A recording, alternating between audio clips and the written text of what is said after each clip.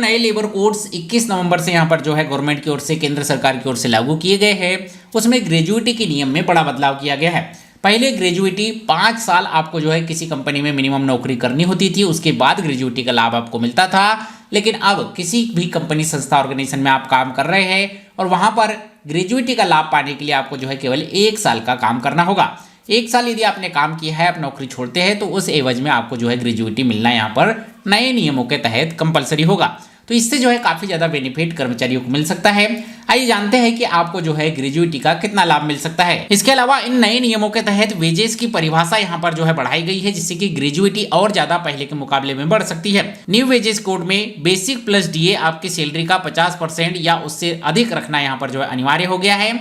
इससे ग्रेजुएटी की राशि भी पहले से ज़्यादा बनने की संभावनाएं बन गई है, क्योंकि ग्रेजुएटी बेसिक प्लस डीए के आधार पर कैलकुलेट होती है, यानी कि बेसिक सैलरी बढ़ेगी तो ग्रेजुएटी भी बढ़ेगी।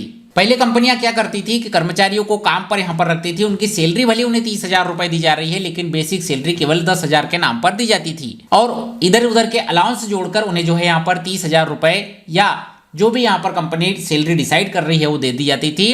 क्योंकि बेसिक सैलरी कंपनियां जितनी कम रखेगी, कंपनियों को पीएफ वगैरह का पैसा, ग्रेजुएटी का पैसा उतना कम देना होगा।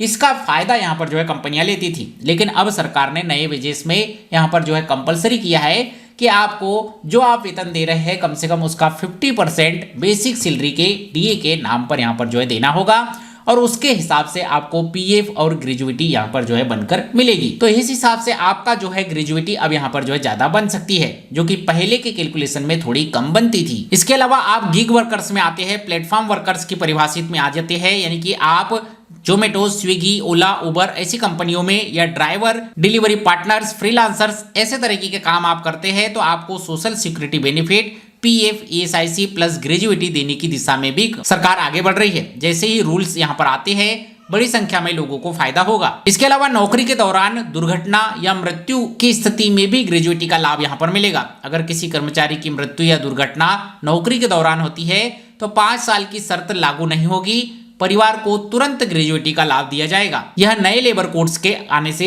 पॉसिबल हो पाया है। आइए अब यहाँ पर जानते हैं कि ग्रेजुएटी का कैलकुलेशन कैसे किया जाता है। ग्रेजुएटी का कैलकुलेशन करने के लिए 15/26 और उसमें गुना किया जाता है अंतिम बेसिक सैलरी का और उसमें गुना किया जाता है कुल सेवा की अवधि का। 15/26 यानी कि हर वर्ष में 15 दिन की सैलरी यहाँ पर जो है आपको इंक्लूड करनी होती है। आपकी अंतिम बेसिक सैलरी क्या थी वो यहाँ पर जो है गुना करना होता है और आपकी कुल सेवा क्या थी वो यहाँ पर जो है इंक्लूड करना होता है। अब आपके यहाँ पर नए लेबर कोड्स के आ जाने के बाद बेसिक सैलरी तो बढ़ी जाएगी। तो आइए यहाँ पर जानते हैं पुराने नियम के हिसाब से आपकी ग्रेजुएटी कितनी बनेगी। मान लो कि आपकी बेसिक सैलरी 12,000 है, आपने 20 साल कहीं पर जो है सेवा की है, तो फार्मूले के हिसाब से 15/26 गुणित आपकी जो बेसिक सैलरी है वो और गुणित आपने जितने वर्ष काम किया वो, इसको जो है यहाँ पर हल करेंगे तो 1,38,240 आपकी यहाँ पर जो है ग्रेजुएटी बनेगी। 20 साल की नौकरी के बाद 12,000 रुपए यदि आपकी बेसिक सैलरी है तो आपको 1,38,240 रुपए ग्रेजुएटी के यहाँ पर जो है मिलेंगे। वहीं पर नए वेजेस के आ जाने के बाद अब यहाँ पर जो है बेसिक सैलरी में इजाफा होगा, यानी कि आपकी बेसिक सैलरी 12,000 पहले थी तो अब लगभग 18,000 बेसिक सैलरी हो जाएगी।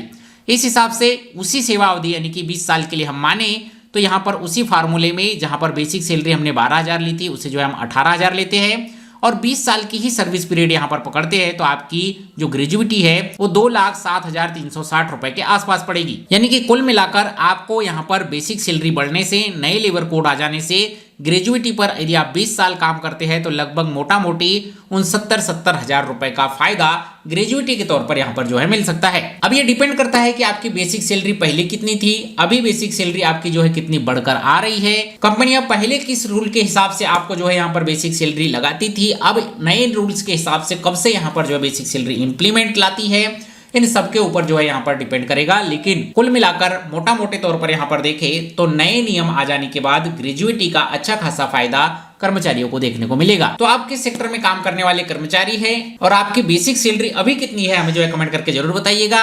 और यदि आपकी भी बेसिक सैलरी नए लेबर कोड्स आ जाने के बाद अगले महीने से यहाँ पर बढ़कर आ रही है तो इस कैलकुलेशन फार्मूले के हिसाब से कैलकुलेट करके आप जान सकते हैं कि 10 साल बाद, 20 साल बाद, 30 साल बाद जब आप कंपनी यहाँ पर छोड़ेंगे तो ग्रेजुएटी का कितना पैसा आपको यहाँ पर मिलेगा। बाकी ये वीडियो, ये जानकारी, अपडेट आपको अच्छी लगी हो, वीडियो को लाइक कीजिए, अपने सब दोस्तों के साथ शेयर कीजिए और इसी तरीके से पीएफ, पेंशन, सरकारी योजना जुड़े लेटेस्ट अपडेट कर्मचारियों से जुड़ी हर छोटी बड़ी खबर को जानने के लिए हमारे चैनल को सब्सक्राइब जरूर कीजिए। मिलते हैं अगले वीडियो में, तब तक के लिए जय हिंद, वंदे मातरम।